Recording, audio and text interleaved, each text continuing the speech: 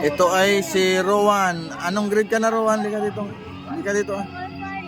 Ha?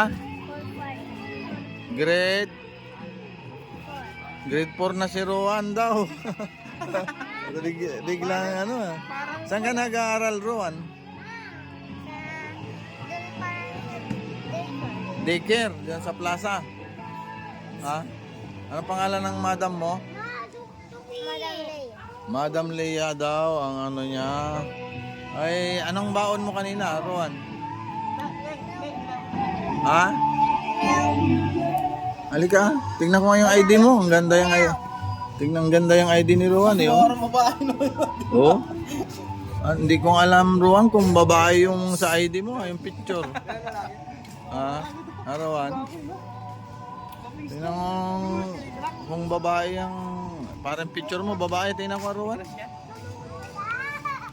Tingnan ko yung ID mo, Rowan. Parang babae, Rowan ah. Hindi yan babae. Oh, hindi daw babae, sabi ni Rowan eh, oh. Kasi, oh, Boy. Russell, Rowan, Tongkilyo. Ay, lalaki to si Rowan ha, baka mapagkamalan yung babae to, baka ligawan nyo ito si Rowan.